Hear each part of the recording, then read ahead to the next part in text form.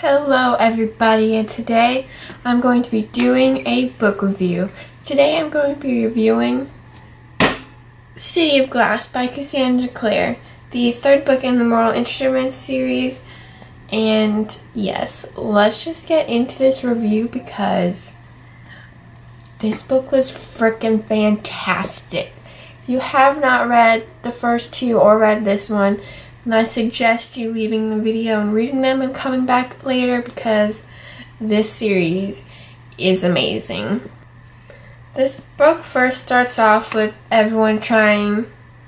The Shadowhunters decide that they're going to go to the Shadowhunter original city. I think it's pronounced Alicante. I'm not completely sure, but this book was phenomenal. So the Shadowhunters are trying to go to Alicante, and Clary definitely wants to go find the lady who can help her mother Jocelyn come out of the coma. And Jace is totally against Clary going to Alicante because he thinks it's going to be dangerous, which it probably is, and it definitely was. Jace tricks Simon into going to the church, and I think the Forsaken, is that what they called? They attacked everyone while they were there, and Simon gets injured, and Jace pulls him through the portal, so Simon is now in Alicante with all the Shadowhunters, and he shouldn't be because he's a downworlder, and downworlders are not allowed. And so Clary finds out that the Shadowhunters have left without her, and so she decides to make a ruin. You think that's what they're called? Runes? Ruins? Runes. She makes a rune and makes her own portal, and she leaves, and luckily Luke goes with her, and she lands in the lake. I don't remember what it was called. But the lake has some really bad effects to Shadowhunters if they drink even a little bit of the lake water, so Luke finds someone to help Clary become better. And so another thing that happens is that Simon has to leave Alicante because he's a downworlder, and everyone thinks he did leave back to New York, but secretly the Inquisitor keeps him prisoner with another cellmate. And yes, poor Simon is stuck in a cell, and everyone thinks he's just back chilling in New York City, but he's not. He's just stuck there. And we are introduced to a character in this book, and his name is Sebastian. See, he always gave off this weird vibe, and I wasn't sure what his effect would be on the story, but then you just learn stuff and it gets real. He's really creepy in my opinion in this book, but I heard he grows on people and he becomes people's favorite villain, so I'm excited to see what's going on with him. But he's flirting with Clary a lot, and he kisses her, and it's just weird because we all know she's supposed to be with Jace, even though it's forbidden at this point. As you can tell, I really love this book. I paged a lot of stuff. So as we're on the topic of Sebastian, he is actually guys, he's actually Jonathan Morgenstern, which means Jace is not Jonathan's son, Valentine. Why did I say Jace is not Jonathan's son? Jace is not Valentine's son, which means he didn't drink the angel blood or the demon blood that he was feeding, that he thought he did when he was a kid. Which makes it even creepier because we thought Claire was making out with her brother for this whole time, but it turns out she wasn't. But then she actually did kiss her brother because Sebastian is her brother, which is just all types of weird. the way we find this out was super, super intense. So Jace goes to where Valentine is because he feels like it's his duty to, like, save everyone because it's his fault or something, because he feels responsible since he thought he was Valentine's son. But then he goes and he gets captured, and Valentine's speaking to Sebastian, and then he says Jonathan. And so that's when everyone knows that Sebastian is not Sebastian. He is Jonathan Morgenstern, which means Jace and Clary can be together, which I'm super excited to read about in like future books, because that's all we really wanted in life, is for them to just be together. All the Shadowhunters like Clary, Jace, Alec, and Isabel find out that Simon actually wasn't in New York City. He was kept prisoner. So they go to the prison and they help him escape. And we find out who Simon's cellmate is, because the whole book Simon is like talking to someone, but we never see his face and we don't know who he is. But then we learn it's Hodge. The cellmate is Hodge, but then Sebastian kills him.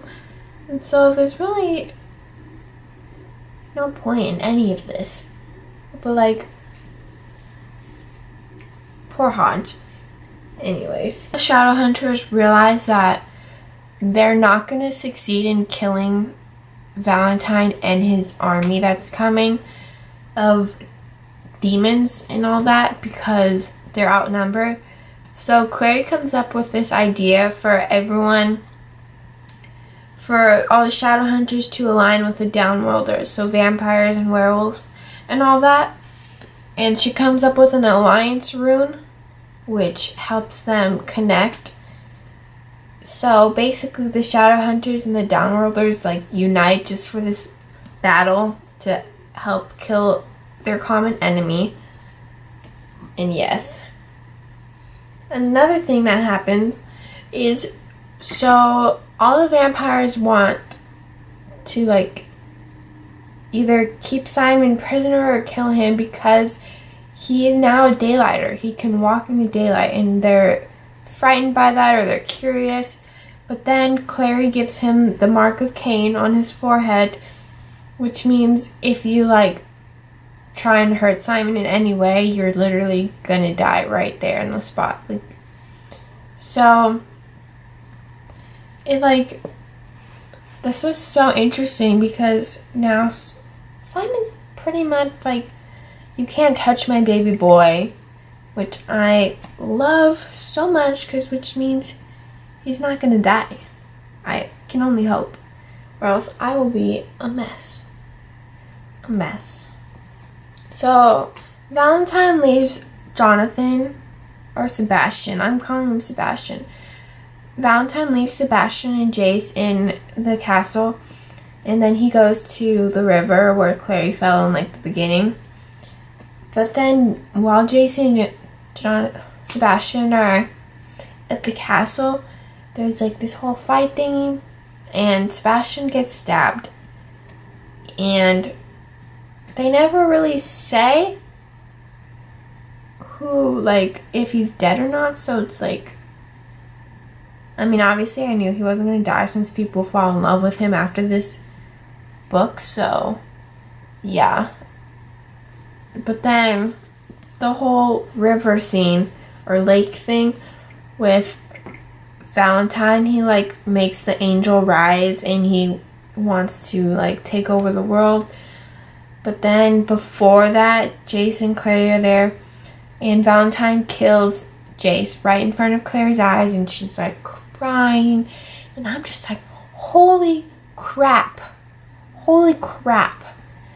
And so the angel wants nothing to do with Valentine's evil ways, so he like basically shoots this ray or something through Valentine's chest, so he's got a big gaping hole, which means homie's dead. Bless that he's dead, because he was so annoying with his let me take over the whole demon world thing. Annoying, I know. But then the angel was like, Claire, I'll give you one wish. And she wishes for Jace to come back to life because she's in love with him. We all know that. And that was so cute. So I'm like wondering, since he like came back to life, is he gonna have like after effects of that? I'm not sure. But anyway, this book was so good. I would have finished it so much faster if I wasn't in a reading slump while reading this. But oh, man, it was some good stuff. And the end scene, like the party, was amazing. Like Chase and Claire didn't know like how to be a couple, and it was really awkward.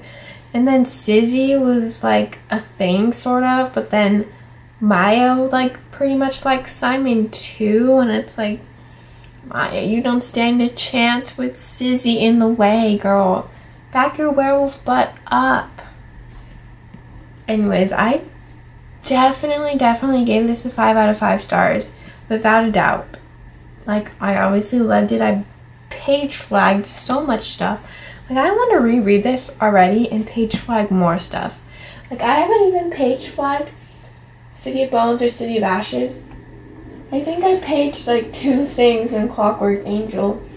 And I already want to reread it because I don't have the rest of the Infernal Devices books to continue on with the Mortal Instruments. And I'm really missing the world. So I'm like, want to reread it already. You know? Do you ever have that feeling? So, I hope you enjoy my little ramble discussion thing on City of Glass. If you've read this book, let's have a discussion in the comments.